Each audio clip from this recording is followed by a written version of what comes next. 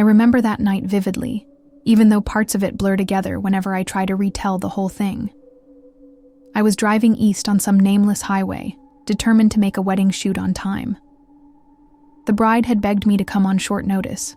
Her regular photographer caught the flu, and she was desperate for a replacement. The pay sounded too good to pass up, but my car had been acting up for days. The check engine light was practically burning a hole in the dashboard. I'd been so careless about that warning. Every time I heard that subtle knock in the engine, I'd hush myself with a shrug. Just get me there, and I'll take you to the shop first thing tomorrow, I promised the car, like it could hear me. Looking back, I was probably talking more to myself, telling those comforting lies we all need sometimes. I had been on the road since early afternoon, gulping coffee and energy drinks to keep from drifting into a daze.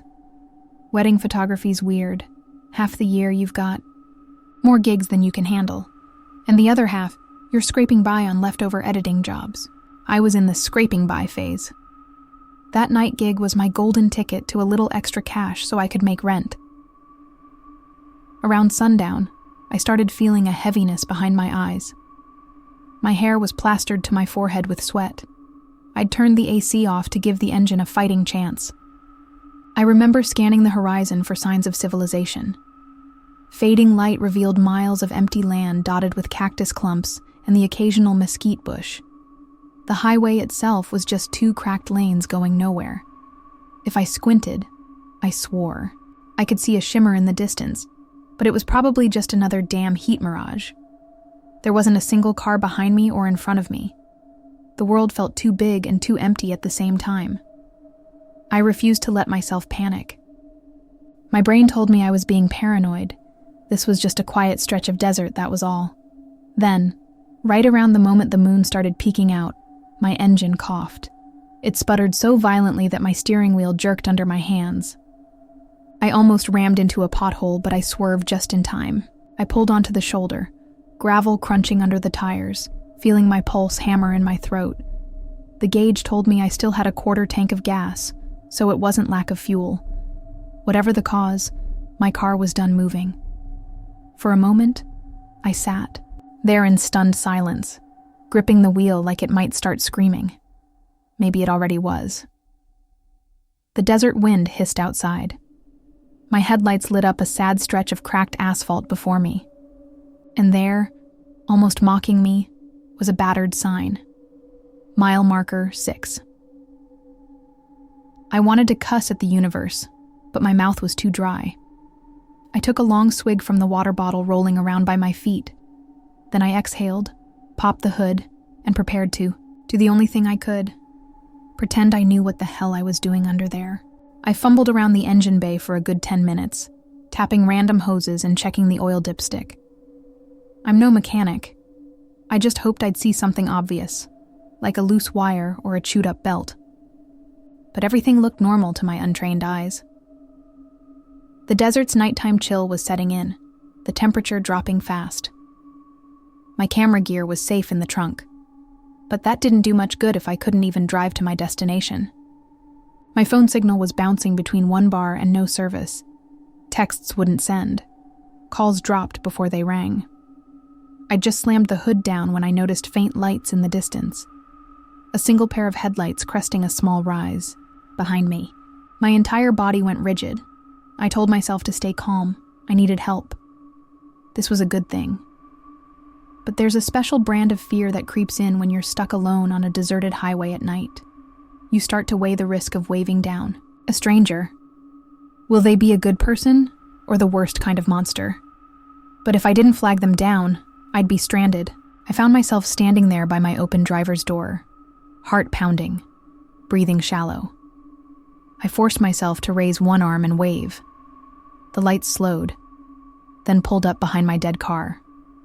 It was an old, battered Chevy pickup with chipped green paint, the sort of vehicle that could have rolled out of a junkyard. I saw a silhouette behind the wheel, a man with a baseball cap. The truck door opened with a groan. He stepped out, tall, lean, wearing dusty jeans and boots. "Evenin'," he said, sounding polite enough. "Car trouble?" I managed a short, Laugh. Yeah, just died on me. It was fine a minute ago. He gave a solemn nod. These roads chew up cars for breakfast. You pop the hood? Yeah, nothing obvious. Could be the battery or something else. Honestly, I'm clueless. He introduced himself as Daniel. Leaning into my engine bay, he poked around with surprising familiarity. Try turning it over, he said, so I got back behind the wheel. The engine clicked, but refused to start. I heard him mutter something under his breath. Then he walked around to my window. I can give you a ride to the nearest gas station. Might find a tow truck out there. Not sure if it's open, though. My gut twisted. Of course I needed the ride, but something about him struck me as uncomfortably calm. He wasn't smiling, wasn't frowning. He just stared. It was too dark to see his eyes clearly, but I felt them on me, like he was studying each detail of my face. I reminded myself I had no other options. It was hitch a ride with Daniel, or pray another car came along. This stretch didn't exactly see heavy traffic. I sighed. I appreciate the help, I said. He gave a single, curt nod. No problem. Grab your essentials. I got space for your camera gear if you want. And this is the part that gets me every time I recall it. I let him help me transfer my camera, bag, and laptop to his passenger seat. I even thanked him. It seemed the reasonable thing to do. We pulled away from my useless car and headed east. The darkness felt overwhelming outside his truck's windows, as if the desert just went on forever. We talked in short bursts, mostly me trying to keep the conversation light. Headed to a wedding shoot, I told him. I'm a photographer. He glanced over, his face illuminated by the faint green glow of the dashboard. Weddings, huh?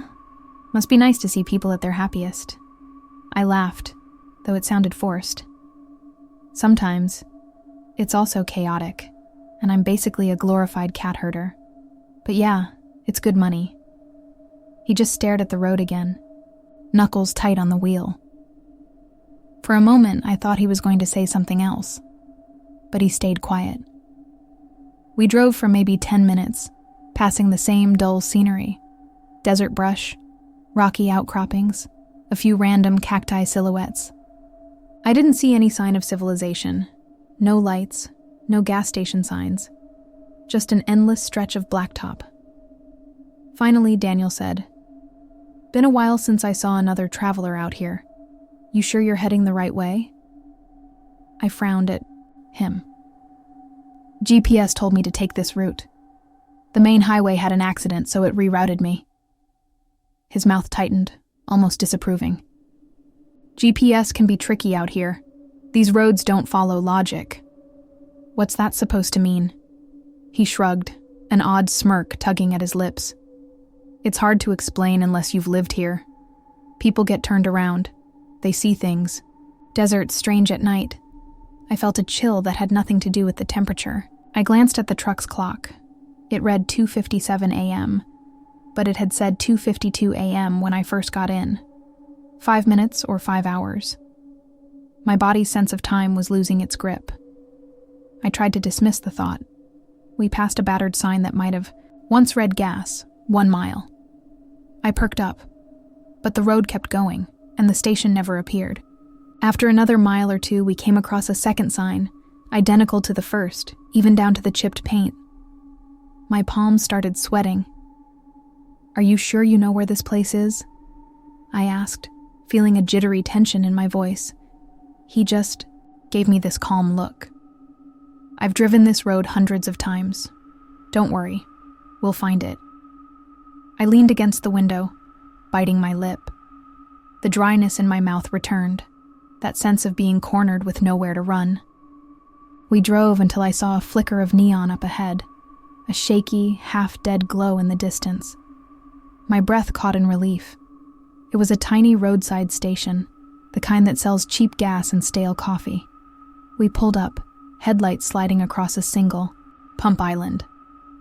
The overhead light was flickering in a constant pattern, painting everything in a sickly yellow. Daniel turned off the engine, and in the stillness, I noticed my phone had no bars at all. Great. Inside the station, a single dusty counter stood near a row of vending machines that looked older than me. No clerk, no sign of movement. It was like a ghost town in miniature. Daniel went around the station, calling out, "Anybody here?" I hovered in the entrance, hugging myself, the bright fluorescent light hurting my eyes. The place smelled like rotting cardboard and old grease. After a minute, he reappeared, shaking his head. No luck. We might have to wait till morning. The idea of spending the night in this place made me queasy, but I pretended to be calm. I rummaged through my camera bag, checking my gear.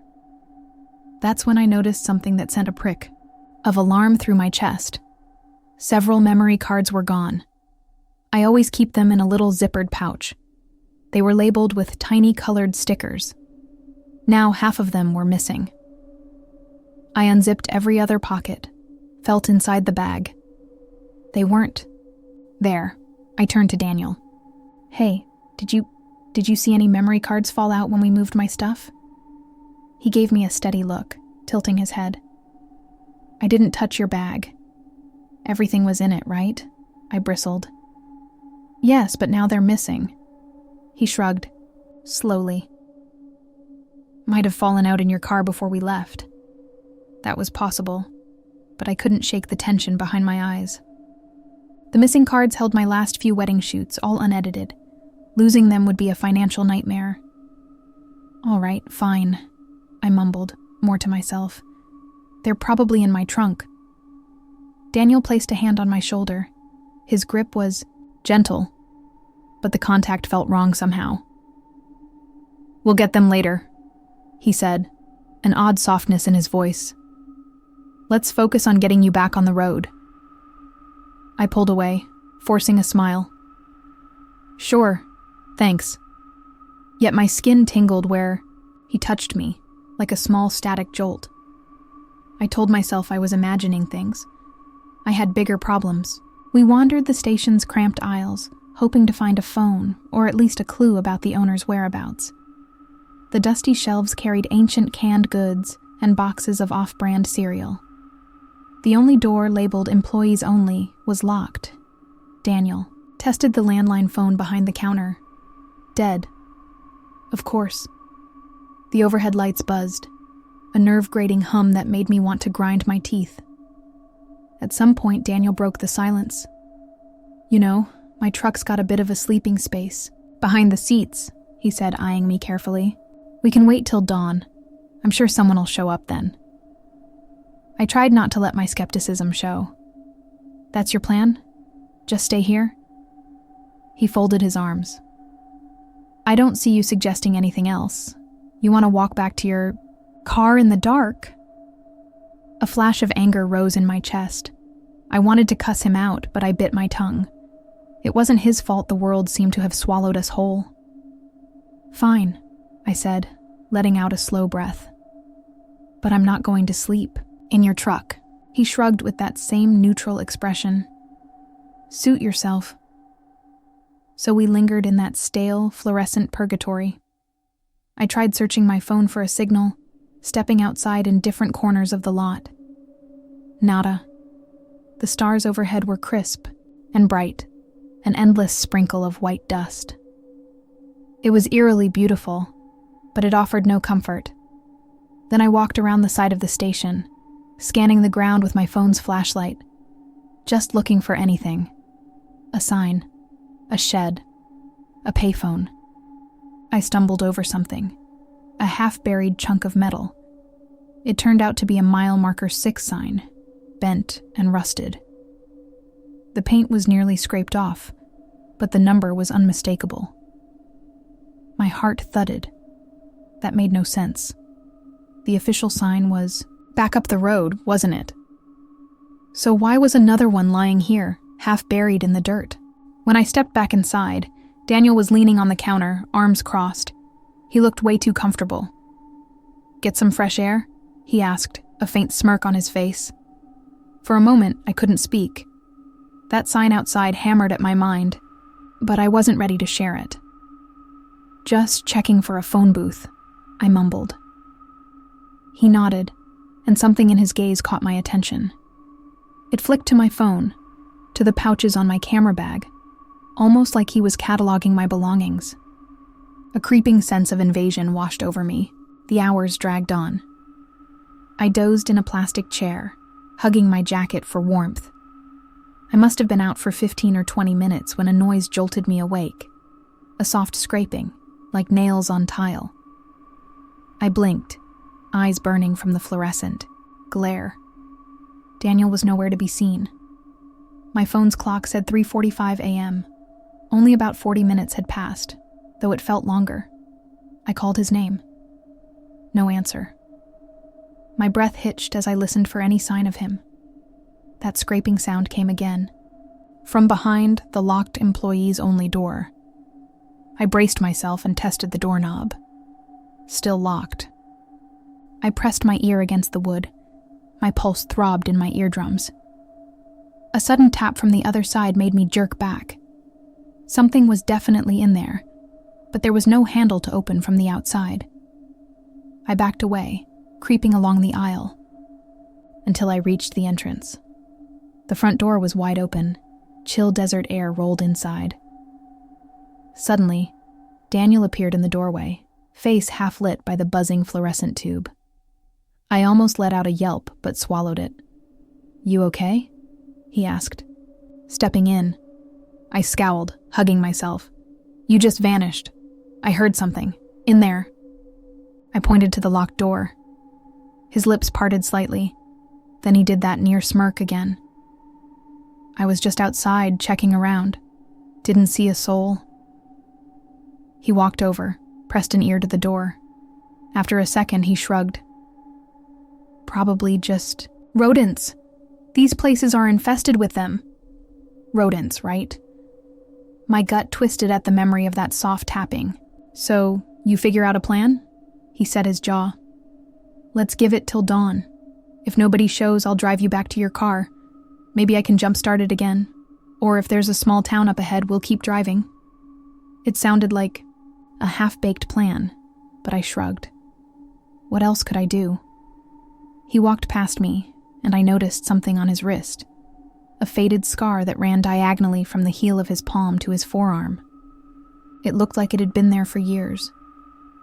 I don't know why it stood out to me then, but it felt oddly significant, like a clue in a puzzle. "Where'd you get that?" I asked, before I could stop myself. He glanced at the scar, gave a cold smile. "I've had this a long time." Then he changed the subject. "Hungry?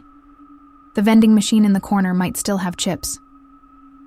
I dropped it, but a seed of suspicion was planted. Around 5 a.m., the sky began to lighten, just enough to push back the darkness. Daniel suggested we head out, see if we could get my car running. He insisted on driving. I grabbed my camera bag and followed him to the truck, which started up with a rumble that sounded almost triumphant. We pulled out of the gas station, and after a few silent minutes, I realized something. The station was gone from my rearview mirror. Just gone. No flickering neon behind us. No structure on the horizon. The road was empty. I rubbed my tired eyes, told myself it must be a trick of the distance or the angle. Daniel didn't comment, so I let it go. We finally reached my car, still perched on the shoulder at mile marker 6. I hopped out, trying my best not to sound desperate. "If you can just help me jump start, I'll owe you big time." He popped his hood and handed me some jump leads. I attached them to my battery, while he hooked them onto his. He motioned for me to try the ignition. I turned the key, and the engine gave a weak, painful noise. No luck. He frowned. Strange. I stepped out, frustration boiling in my gut. I'm losing it. Maybe it's the alternator. He walked around the side of my car, crouched low. "Or this," he called out. I joined him and saw a gash across one of the hoses under the chassis. My anger flared. That looks like someone took a damn knife to it. He rocked back on his heels, studying me. Yeah, it does. His eyes flickered with an intensity I didn't like. Sure you didn't piss off any ex-boyfriends recently? The remark felt pointed. None who would do that, I snapped, suddenly uneasy. He rubbed the dried fluid on his fingers. This didn't happen on its own. You got an enemy somewhere. Either that, or a random psycho on the road picked your car. It hit me in a cold wave that this might have happened before I left home, or sometime when I made a quick rest stop. My mind raced over possibilities. Why would anyone sabotage my car? Daniel exhaled, like he knew exactly why but wasn't going to say. A spasm of panic rattled through me. I remembered the missing memory cards. I'd done shoots for some shady folks in the past. Biker weddings, questionable after-parties. But could that lead to sabotage? I need to see if my trunk has anything left. I popped it open, rummaging, through gear. The memory cards still weren't there. Instead, I found a single black envelope nestled between old lens boxes, an envelope I had never placed there. My heart thumped as I picked it up. There was no writing on the outside. Daniel leaned in, eyebrows raised. What's that? I tore it open. Inside was a single Polaroid photograph. The angle was from behind my car, with me in the front seat. It was nighttime. The only light was the glow of my taillights. I must have been leaving somewhere, unaware that a camera was snapping pictures of me. I could practically taste bile in my throat. Who the hell took this? I whispered, voice shaky. Daniel's face betrayed no emotion. I don't know. Could be whoever wanted you stranded out here. He sounded calm. Too calm. My pulse hammered in my ears. I spun on Daniel, heart pounding. You sure you're not the one behind this? He actually laughed, a low, humorless sound. If it were me, would I have bothered driving you around all night? I felt cornered, and fury mingled with dread. Then how'd you magically appear on that road right after my car broke down? His eyes flashed with something like pity. Because I was told you'd be there. It's nothing personal. My vision swam. I stepped back. Told by who? He shrugged, like we were discussing tomorrow's weather. A client. Your name came up. And they made it worth my while. Air whooshed from my lungs. A client hired you? To strand me? Why? Jesus Christ, what did I do? He shook his head, stepping toward me. I don't know the details. I just know they wanted you off the radar. They left me instructions, gave me the parts to cut. I was supposed to offer help and keep you off schedule. That's all.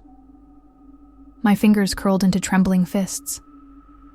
You took my memory cards too?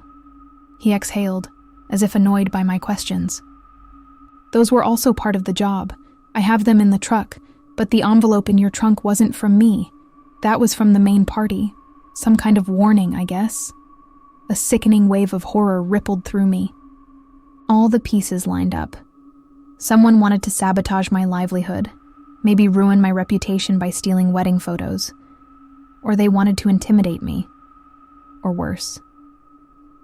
I glanced around, trying to gauge my chances of running. We were in the middle of nowhere. The sun was barely pushing over the horizon, casting long shadows across the asphalt. Maybe if I dashed into the desert, he wouldn't catch me, but that idea was insane. I'd die out there without water or direction. His gaze softened in a twisted way, as if he felt genuine sympathy. Don't worry, my job's done. I was only told to keep you from reaching your next gig. Delay you? Until morning. They paid me in cash, told me they'd handle the rest. I spat at the ground near his boots, adrenaline surging. Fuck you. He flinched, then shrugged. You can be mad, but I needed the money. Times are hard. I charged, at him, fists clenched. Maybe I was desperate, or maybe I wanted to die fighting. My head buzzed with a savage ferocity I'd never felt before. But I only managed to slam my shoulder against him, and he seized my arm, wrestling me down. He pinned me to the trunk, not hurting me, but letting me know he easily could. The desert around us was utterly silent. "You can kick and scream," he growled, voice low. "But it won't change a thing. I'm not here to kill you or anything, if that's what you're thinking." My instructions were simple. Break your car, stall you. That's it. I'm done. I clawed at his shirt. Then, "What? Someone else is coming?" He didn't answer, just let go and stepped back. I stood there, chest heaving, tears of anger burning my eyes. Then, as if on cue, we heard an engine in the distance. Another vehicle approaching, from the west this time. Daniel's gaze snapped to me, a flicker of guilt crossing his face. "That might be them," he muttered, and there was real worry in his tone. "You might want to run." My heartbeat thundered. He turned, hopped into his battered Chevy, and fired up the engine, leaving me stunned in the dust. For a second, I couldn't believe he was just taking off, but he was. He shouted through the open window, "I'm sorry," and sped away, heading east, away from the oncoming vehicle. So I stood there, alone, with my trunk open and that Polaroid clutched in my trembling hand. My mouth felt full of ashes. The new car was drawing closer, a black SUV with tinted windows. Something told me I wouldn't like whoever was inside. I snatched my camera bag from the trunk, slammed it shut, and sprinted across the ditch on the side of the highway. My shoes sank into the sandy soil, legs screaming at me to keep going. I had no real plan, just to put distance between me and that SUV. Before I got far, a door slammed behind me. I didn't look back. I forced my legs to carry me off the shoulder and down a slope into a dry wash, breath ragged, ears straining for footsteps, but I only heard the hush of the wind.